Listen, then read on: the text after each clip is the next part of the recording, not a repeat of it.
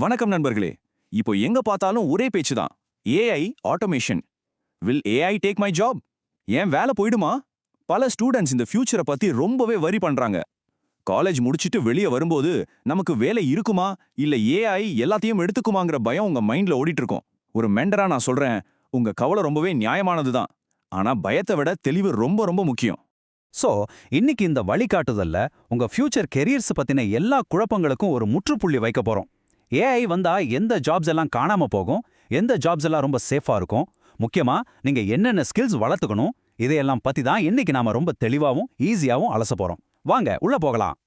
இன்னைக்கு நாம 4 முக்கியமான விஷயங்களை கவர் பண்ண போறோம். முதல்ல ஏஐயும் உங்க எதிர்காலமும். ரெண்டாவது, ஏஐ எந்த வேலைகளை மாத்த போகுது. மூணாவது, ஏஐயால் எதெல்லாம் செய்ய முடியாது. அப்புறம் கடைசியா ஃபியூச்சருக்கான டாப் ஸ்கில்ஸ்.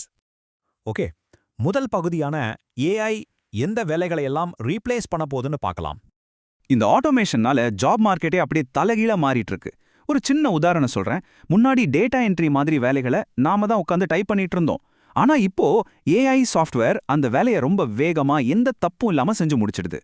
சோ இந்த மாதிரியான சிம்பிள் டைப்பிங் அப்புறம் ஒரே விஷயத்தை திரும்ப திரும்ப பண்ற ரிப்பீட்டிவ் டாஸ்க்ஸ்க்கு ஃபியூச்சர்ல டிமாண்ட் ரொம்பவே குறைஞ்சிடும். அடுத்ததா ஆட்டோமேட்டட் கஸ்டமர் சப்போர்ட். நீங்களே கவனிச்சிருப்பீங்க, இப்போ எந்த ஒரு கம்பெனி வெப்சைட்க்கு போனாலும் இல்ல பேங்கிங் சப்போர்ட்க்கு கால் பண்ணாலும் முதல்ல ஒரு ஏஐ சாட்பாட் தான் நம்ம கிட்ட பேசுது. கரெக்டா?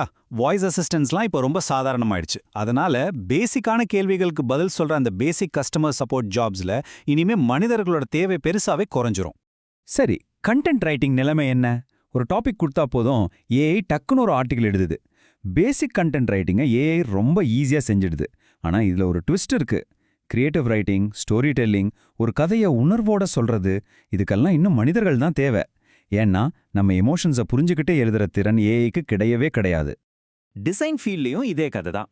கேன்வா ஏஐ மாதிரியான டூல்ஸ் வந்தப்புறம் ஒரு சிம்பிள் லோகோவோ இல்ல பேசிக் டிசைன் ஒர்க்கோ ரொம்ப சுலபமா மாறிடுச்சு. ஜஸ்ட் ஒரு ப்ராம்ப்ட் கொடுத்தா போதும், டிசைன் ரெடி. இதனால பேசிக் கிராஃபிக் டிசைன் ஜாப்ஸ்க்கு கொஞ்சம் ஆபத்து தான்.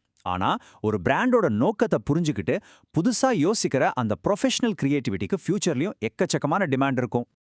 இப்போ ரெண்டாவது பகுதி, ஏஐயால் எதையெல்லாம் செய்ய முடியாதுன்னு பார்க்கலாம்.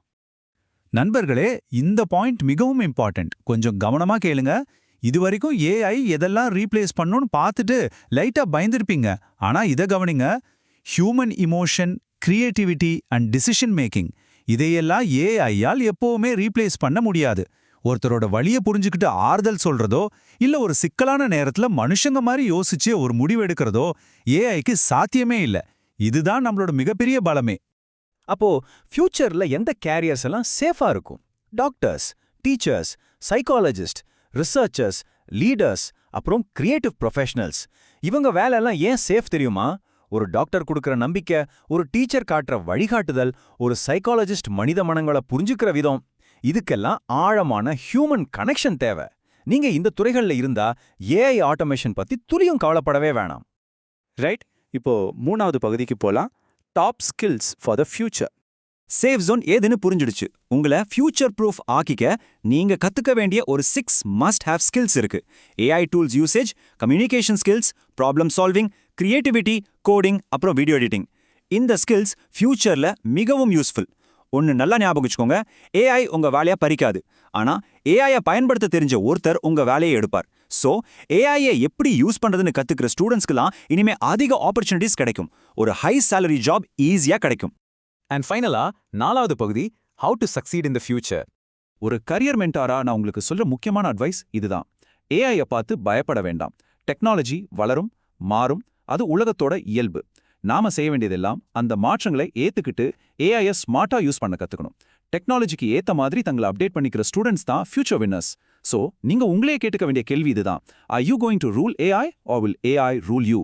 நீங்க ஏஐயா ஆள போறீங்களா இல்ல ஏஐ உங்கள ஆள போகுதா? ஆட்டோமேஷனை பார்த்து பயந்து ஓடாம உங்க கரியரை நீங்க கண்ட்ரோல் பண்ணுங்க.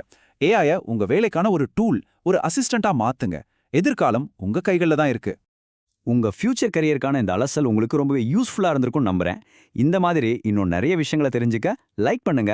ஏஐ அப்புறம் கரியர் கைடன்ஸ் பத்தி தொடர்ந்து தெரிஞ்சுக்க நம்ம சேனலை சப்ஸ்கிரைப் பண்ணுங்க. உங்க ஃபியூச்சர் பத்தி வேற எந்த குழப்பம் இருந்தாலும் சரி, எதை பத்தியும் தயங்காம கமெண்ட்ல கேளுங்க. நான் உங்களுக்கு கைட் பண்ண தயாரா இருக்கேன். மீண்டும் அடுத்த பதிவுல சந்திப்போம். நன்றி.